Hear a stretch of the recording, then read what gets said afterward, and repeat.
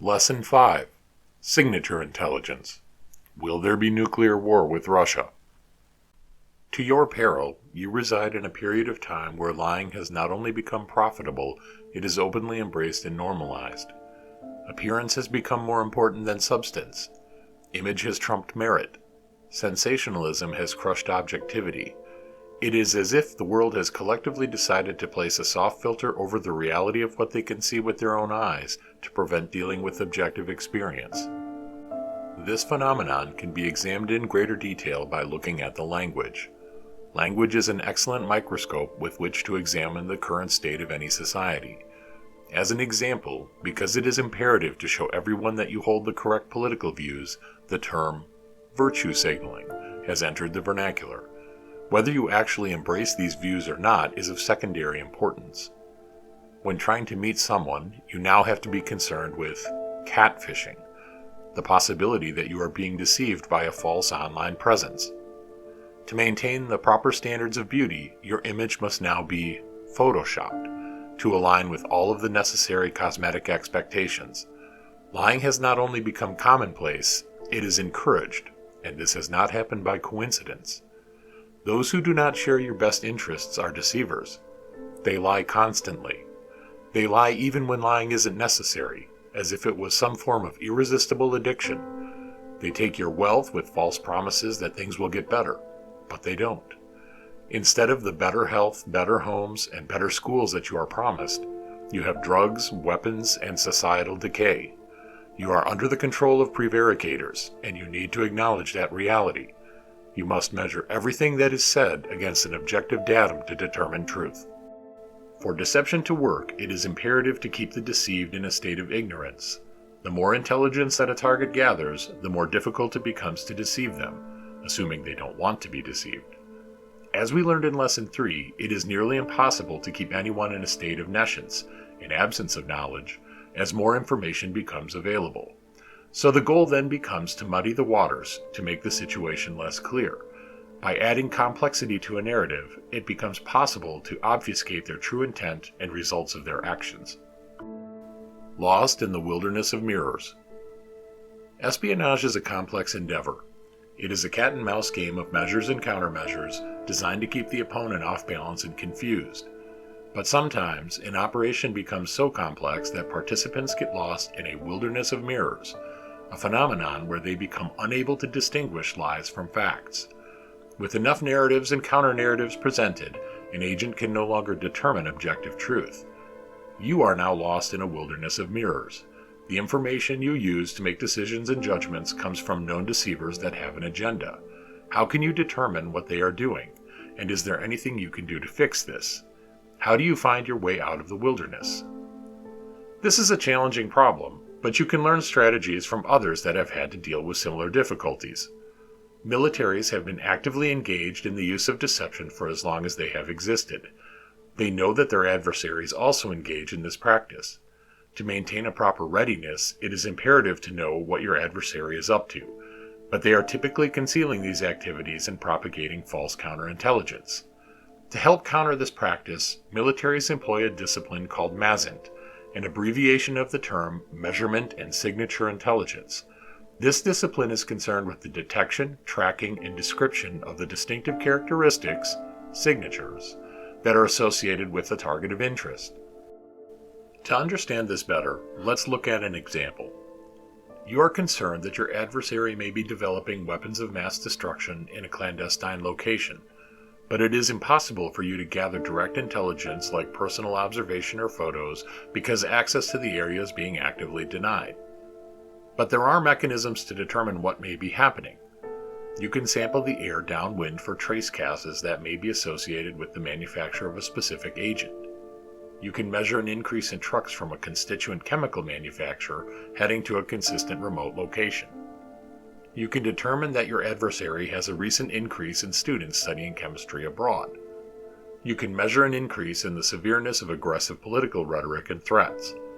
The point is, with enough parameters being measured, it is not only possible to determine that there is a high probability that your adversary is manufacturing WMDs, but also where this is happening, what is being done, and other key details. With enough signature data points for measure, it also becomes extremely difficult to deceive the observer. Of course, it is also imperative that you have a reference datum from which to measure these values. You need to know what the average gas emissions look like so that you can measure any increase. You need to know how many trucks normally leave the chemical company. You need a historic baseline of the number of chemistry students, and so on. This is why the datum is so important and was stressed in Lesson 1. Measurement without reference is meaningless. Signature intelligence allows you to form a picture by assembling a collection of constituent parts. This can be applied to many areas when trying to determine agendas and truth. Rather than listening to what a politician says, assemble the signatures of what he does.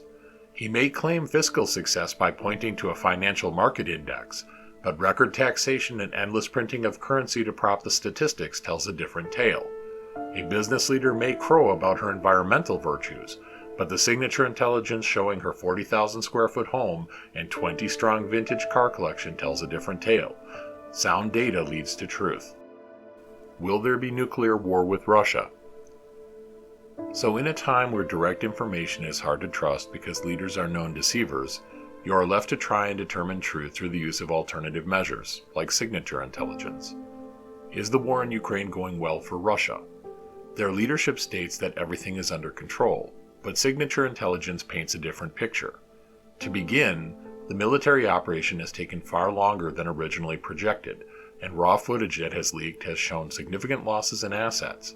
Additionally, it would be unnecessary to retreat from occupied areas and conscript new soldiers if things are going well.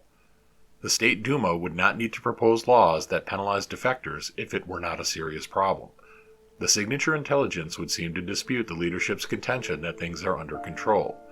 But the real question that needs to be answered is whether or not Russia deems the situation dire enough to use nuclear weapons. It is a truth of life that human beings will act in a way that they feel will serve their best interests. The difficulty lies in determining what they think those best interests may be. For Russian leaders to move forward with the use of nuclear weapons, they would have to determine that it is in their best interests. But what do they see as those best interests? It seems that those key interests could be summarized as follows. Number 1, that the current situation represents an existential threat to the Russian Federation, so first use is critical for survival.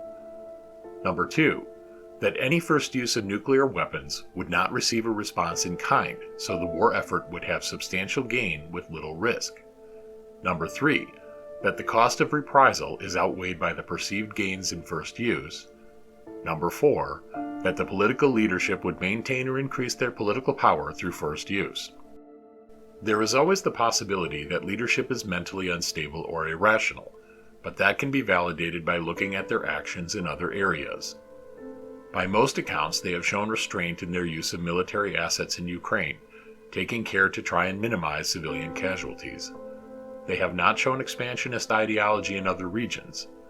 They have shown restraint in responding to the arming and supply of weapons to Ukraine from other countries, despite the very real toll it has taken in both human lives and military assets.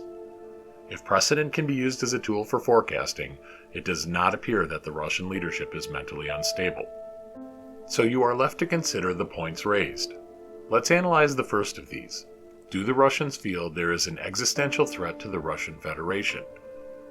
There is currently no indication that NATO is seeking to destroy the Russian Federation or occupy its territory through the use of military force. There is certainly political posturing and economic maneuvering, and as stated before, leaders will act in what they deem to be their best interests, but is direct military conflict in the best interests of NATO member nations? Evidence would suggest no, but they are certainly propagating a proxy war in Ukraine to weaken the Russian Federation militarily and economically. And though they are supplying weapons and support to Ukrainian forces, there is no real threat to Russian territorial security beyond small skirmish activities. This scenario represents a low probability of nuclear attack.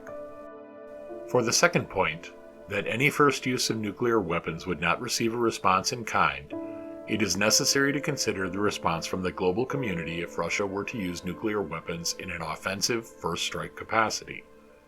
The use of tactical nuclear weapons in the Ukrainian theater would absolutely escalate the conflict on the world stage and make the Russian Federation an international pariah. They would be the first nation to openly conduct nuclear warfare since the end of the Second World War. At the very least, crippling sanctions would come from all nations, with a possible military response in Ukraine from the United Nations. They could well be looking at a force consisting not only of the NATO nations, but additional Security Council members like China. This does not seem to be in the Russians' best interests. This scenario represents a low probability of nuclear attack. For the third point raised, that the cost of reprisal is outweighed by the perceived gains in first use, one needs to consider the potential outcomes of first use. There would certainly be crippling sanctions, if not direct military reprisal. NATO forces are both technologically and numerically superior to the Russian counterparts, despite any media propaganda to the contrary, so it is not militarily in the Russians' interest to escalate to possible direct engagement.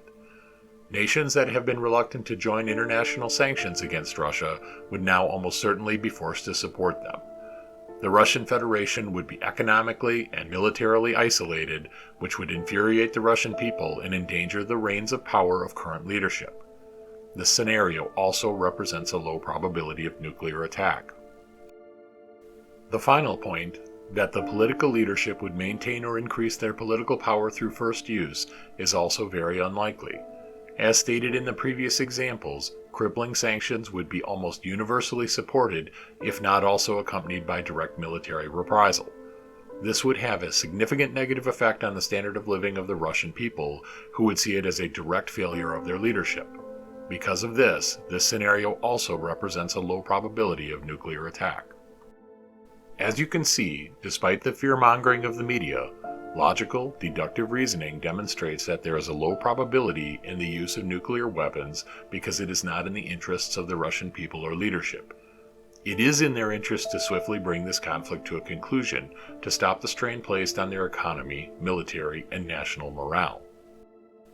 What about a strategic nuclear attack? Is there anything that could change these probabilities? To answer this question, we have to first consider that our basic premise isn't flawed. The premise being that these countries are acting independently in their own interests and not part of a greater plan. Those who do not share your best interests are deceivers, and they are attempting to remake the structure of the world to suit their own interests. This should be obvious to you by now, and has been illustrated by recent events associated with the Great Reset. As we have discussed in previous lessons, this group has three key goals: one world government, one world currency, population reduction. If this entire conflict in Ukraine is designed to serve as a pretense for a controlled use of nuclear weapons to support these goals, then the probability of nuclear war increases significantly. Nuclear weapons and their effects are well understood, so a controlled exchange would not render the entire planet uninhabitable as is commonly believed. It would be easy to justify a one-world governing body so that such a tragedy would never be repeated due to conflict arising from individual nation-states. The economic devastation from a nuclear war would be almost total, so a new, restructured system would be vital. Population reduction becomes self-evident. So which of the scenarios is true? Is nuclear war probable or not? Let's return to the concept of signature intelligence, not in its literal military form, but the concept that you can attain a better idea of the whole by looking at the signature parts. The pipeline incident.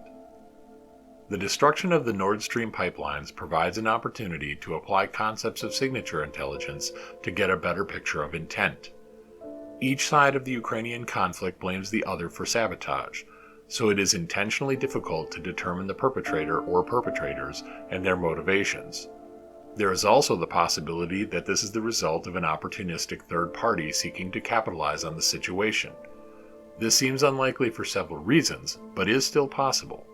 Let's analyze this incident more closely. Who could perpetrate this act?